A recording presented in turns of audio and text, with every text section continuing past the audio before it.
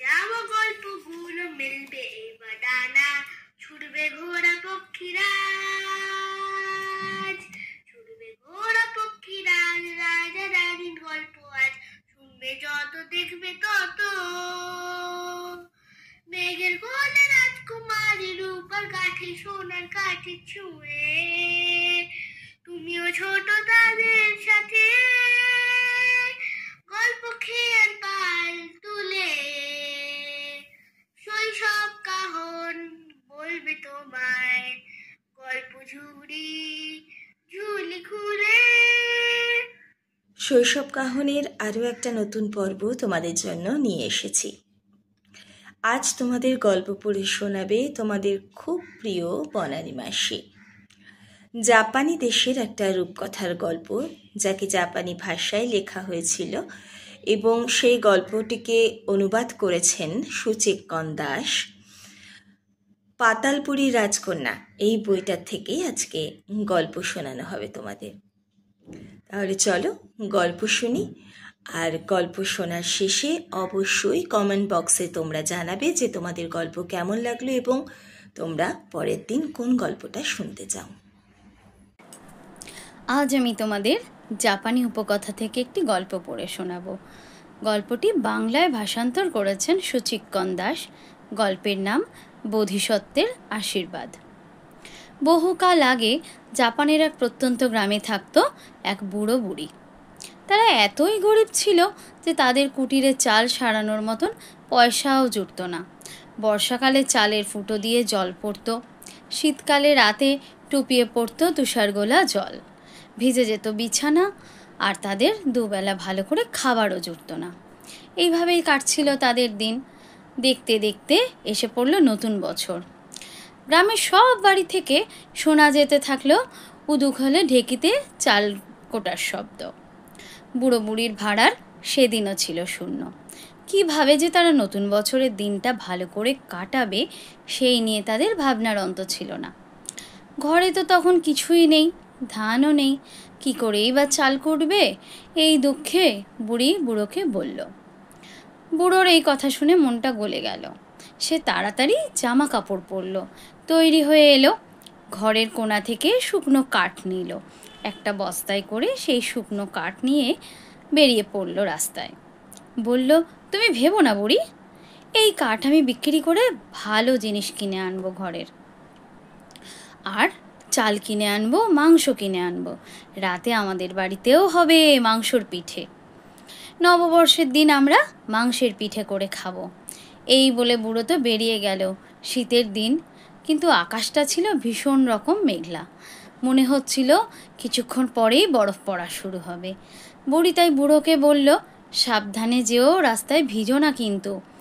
না না, চিন্তা করো না, আমি ঠিক সব সামলে নেব, তুমি দরজাটা ভিজিয়ে দাও দেখি। এই বলে বুড়ো পথে নামলো। গুটি গুটি হেঁটে ঘণ্টাখানিক পর বুড়ো গিয়ে পৌঁছালো শহরে। সেখানে দেখে চারিদিকে আনন্দের স্রোত।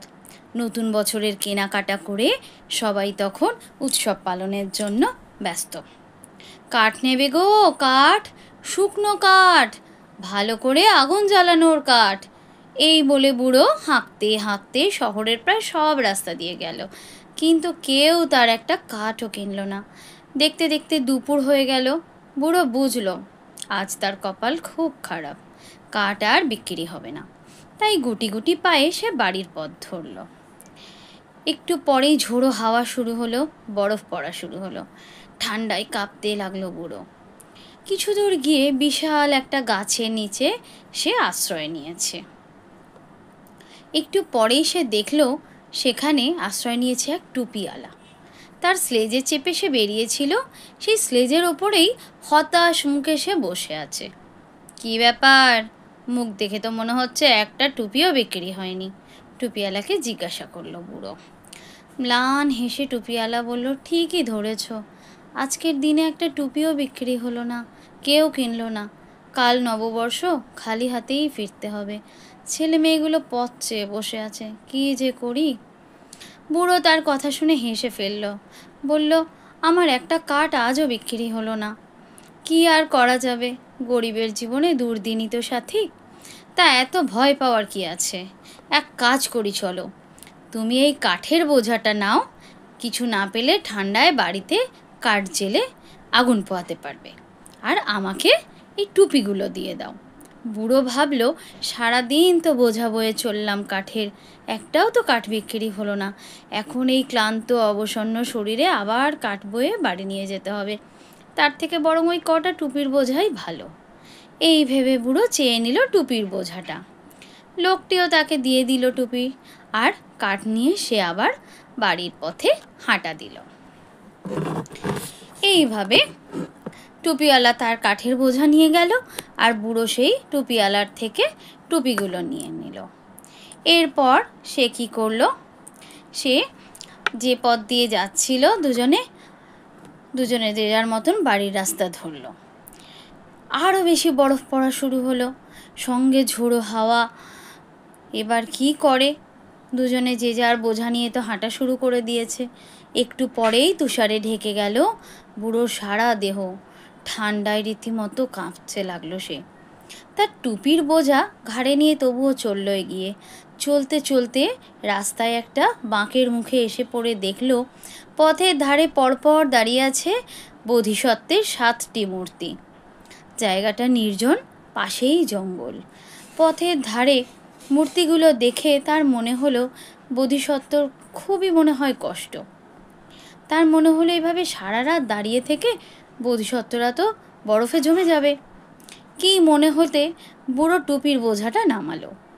তারপর একের পর এক সেই মূর্তিগুলোর কাছে গিয়ে তাদের শরীরের সমস্ত বরফগুলো সরিয়ে দিল আর টুপিগুলো পরিয়ে দিল। কিন্তু দেখলো তার কাছে টুপি আছে 6টা আর বোধিসত্ত্বের মূর্তি আছে 7টা। বুড়ো কী করলো, 6টা টুপি পরিয়ে দিয়ে নিজের গায়ের চাদরটা খুলে জড়িয়ে দিল বোধিসত্ত্বর গায়ে। তার মাথার টুপি চাদর সব কিছু পরিয়ে দিয়ে তারপর তার মনটা আনন্দে ভরে গেল। তার আর সেই রকম নিজেরও ঠান্ডা লাগলো না।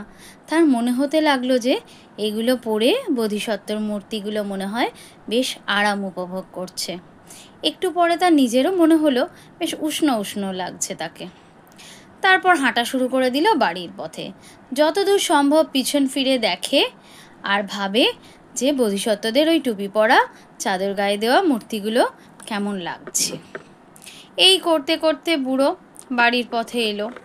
অল্প কিছুক্ষণ পর দেখা গেল বুড়ো বেশ বাড়ি পৌঁছে গেছে, আর ঠক ঠক করে কাঁপতে কাঁপতে সারা গায়ে তুষার মেখে বুড়ো তখন বাড়ির কাছে। বুড়ি দরজা খুলে বলল, এসো, ঘরে এসো। কিন্তু বুড়ো তখন ঠক ঠক করে কাঁপছে। বুড়ো কুপি জ্বালিয়ে শুকনো কাঠ দিয়ে আগুন জ্বালিয়ে রেখেছিল, খানিকটা গরম জল করে রেখেছিল।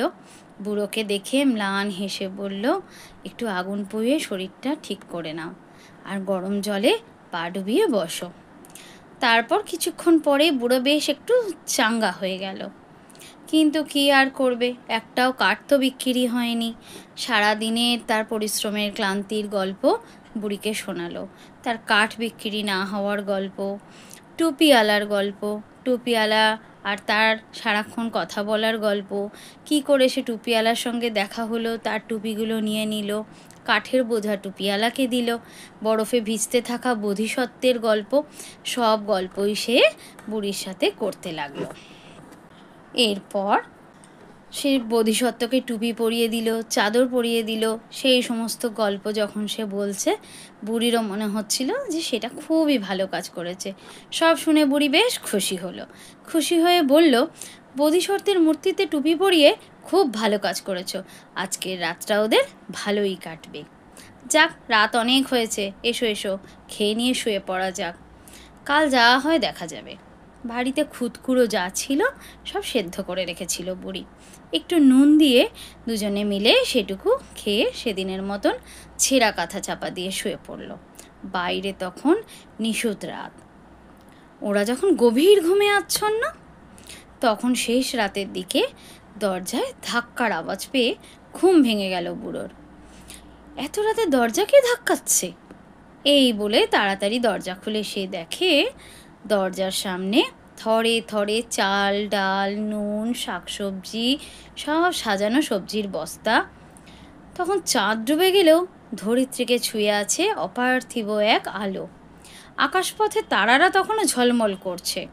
সেই ঝাপসা আলোয় বুড়ো দেখল দরজার ওপারে অস্পষ্ট এক ছায়ামূর্তি।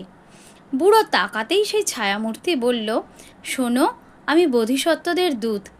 কাল রাতে তুমি টুপি পরিয়ে গায়ে চাদর দিয়ে তাদের শীতের হাত থেকে বাঁচিয়েছ, তাই আজ তারা তোমায় পাঠিয়েছে নববর্ষের উপহার, তুমি এগুলো গ্রহণ করো। এই বলে ধীরে ধীরে সেই ছায়ামূর্তি ভোরের আলোর মধ্যে মিলিয়ে গেল। ইতিমধ্যে বুড়িও কখন উঠে এসে দাঁড়িয়েছে বুড়োর পাশে। বোধিসত্ত্বের দূতের কথায় তাদের দুজনের চোখে নেমেছে জলের ধারা।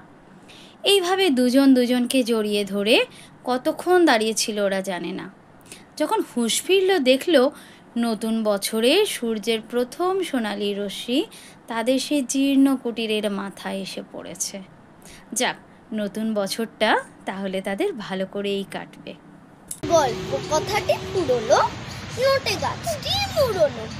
আসবো আবার গল্প নিয়ে, খেয়া গল্প চুরি খুঁড়ে। থাকবো আবার কবে কখন, শুনবে যখন শৈশব কাহন।